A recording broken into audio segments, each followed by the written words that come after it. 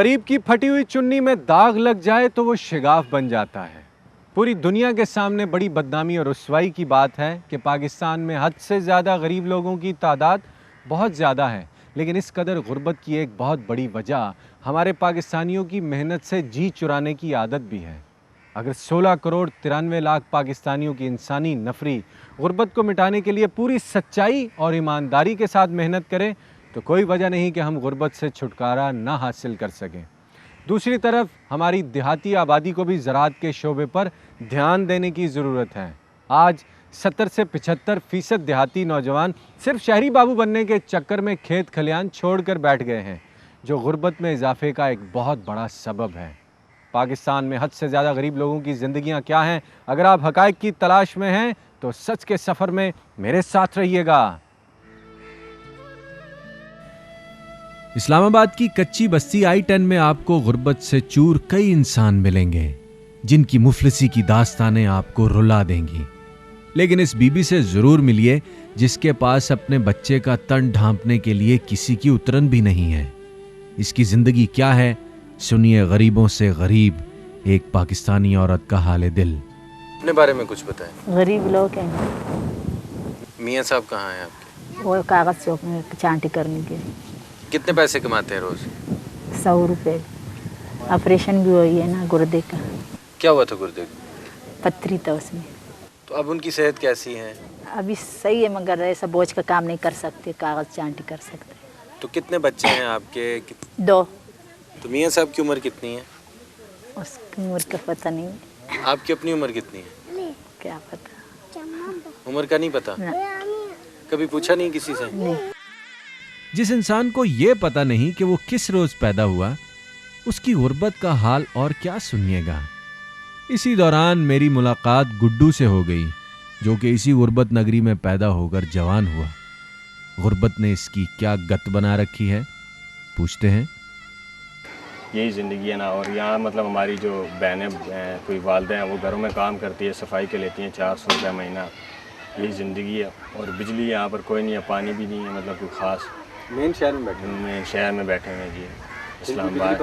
बिजली पानी नहीं है। वापडा वाले से हमने बात की है, वो कहते हैं जी आपको बिजली हम दे नहीं सकते क्योंकि इजाज़त नहीं है। आज के महंगे दौर में सरकार ने मजदूर की कम से कम माहाना उजरत 6000 रुपये मुकर्रर कर रखी है, लेकिन सरमायादार के यहाँ इस हुकूमती हुक्मनामे की कोई अहमियत नहीं। आप क्या आजकल करते हैं? मैं ड्राइवरिंग कर रहा हूँ। कहाँ पर? ये प्राइवेट घर में किसी के। अच्छा, कितने पैसे कमाते? 4500 रुपये देता हूँ। जो हुकूमत का स्ट्रक्चर है, एक कम से कम गरीब आदमी को जो कम से कम तनख्वाह देने को महीने के 6000 है, आप 4000 क्यों ले रहे हैं? वो कोई भी नहीं देता भाईजान। जिस टाइम आप नौकरी पे जाते हैं वो तो एक ज़मानत मांगते हैं बहुत बड़ी। ठीक है जी, जहाँ भी आप नौकरी के लिए जाएंगे वो आपसे कोई ज़मानत मांगेगा, कोई रेफरेंस मांगेगा, तब आपको नौकरी देगा। बगैर रेफरेंस के अगर आप जाएंगे तो आपको तनख्वाह थोड़ी मिलेगी। 6000 नहीं मिलेगी? 6000 नहीं मिलेगी। आपको कोई गारंटी देने वाला होगा तो आपको रेफरेंस कोई होगा तो आपको अच्छी तनख्वाह मिलेगी। ये तो इंग्लैंड में इलीगल इमिग्रेंट्स के साथ होता है भाईजान। गरीबों के साथ इधर यही होता है, इधर भी यही होता है। जिसका कोई ना होना उसके साथ यही होता है। गुड्डू 4000 रुपये माहाना कमाता है। इस पैसे में जिंदगी की जरूरतें पूरी नहीं होती, वो ख्वाहिश क्या करे। आइए पूछते हैं कि जिन गरीबों को खाने को कुछ नहीं मिलता वो पीते क्या हैं।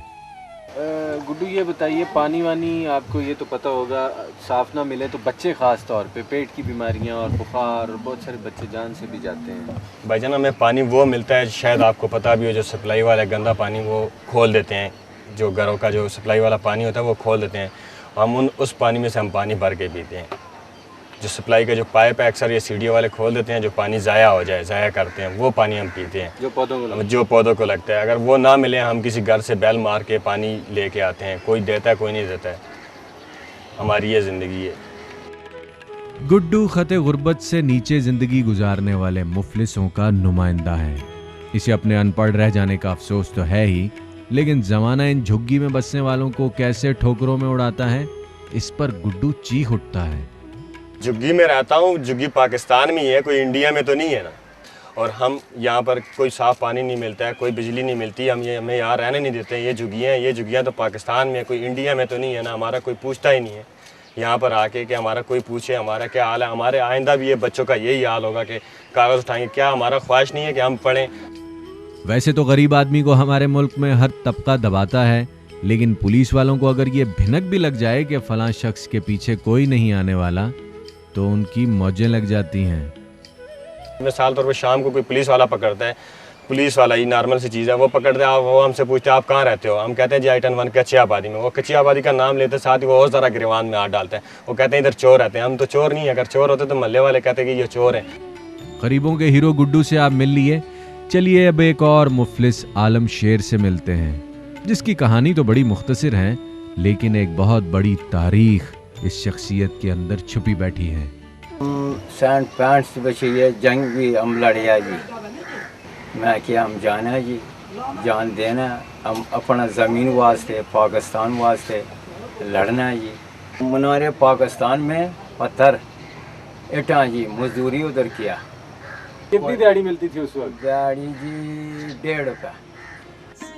सन 65 में रजाकार जहादी और मीनार पाकिस्तान की तामीर में बतौर मजदूर काम करने वाले शेर आलम आजकल क्या करते हैं और इनके जीने का दारोमदार किस चीज़ पर है, जब मैंने पूछा तो इन्होंने बताया, उधरों आया, इधर 35 साल हो गया कि ये झोंपड़ी में रहना, तो कुछ न दिया न कुछ। इससे भी CDA वाले आंदा जाओ इधर से निकलो।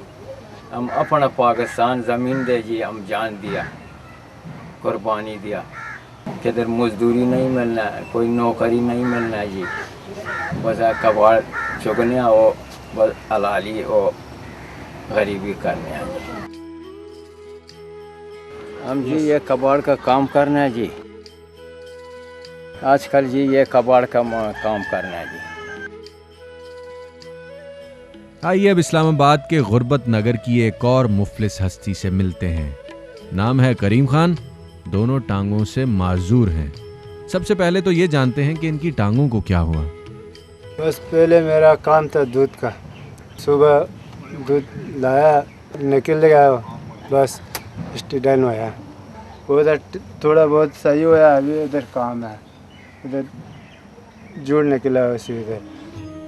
फी जमाना भले चंगे बंदे की जेब खाली हो तो आज की महंगाई में वो रगड़ा जाता है, लेकिन ये माजूर अपना और बाल बच्चे के लिए आटा कैसे कमाता है, जब मैंने पूछा तो इसने बताया, अभी मेरा मजबूरी है और पैसा है कोई नहीं, उधर ऑपरेशन के लिए वो कबाड़ शबाड़ चुगना, जब रोटी कमाना खाना बस। महकमा पुलिस के लिए मैंने हमेशा बड़ा कुछ कहा और आपने बड़ा कुछ सुना, लेकिन दोनों टांगों से माजूर करीम खान की जिंदगी में भी कुछ रोज पहले 2 पुलिस वाले आ गए थे और जाते हुए इसके साथ क्या कर गए, जरा सुनिएगा। एक दिन मैं उधर रास्ते में जाना था, पुलिस वाला ने पकड़ा, 500 रुपये मेरा जिब में था, वो लेकर गया। मैंने उसको बोला थोड़ा सा इतना दे, मेरा किराया हुए उधर पहुँचे। कहता नहीं तुम जा। हमारे यहाँ पेट्रोल 87 रुपये लीटर और पीने का साफ पानी 20 रुपये लीटर के हिसाब से बिकता है। पेट्रोल का किस्सा तो खैर छोड़िए, अगर दिन भर मजदूरी करके 200 रुपये कमाने वाला एक शख्स 24 घंटों के दौरान सिर्फ 3 लीटर साफ पानी पिए तो भी 60 रुपये बनते हैं। बाकी 140 रुपये में वो क्या धोएगा और क्या निचोड़ेगा, यह आप बेहतर तौर पर जानते हैं। दूसरी तरफ जब तक पूरा मुआशरा आला तालीम याफ्ता नहीं हो जाता, हम गुर्बत को शिकस्त नहीं दे सकते। हम कब तक दस्तखत कर लेने वालों और अपना नाम पता जांच लेने वालों को पढ़ा लिखा इंसान तस्वुर करके अपनी आंखों में धूल झोंकते रहेंगे।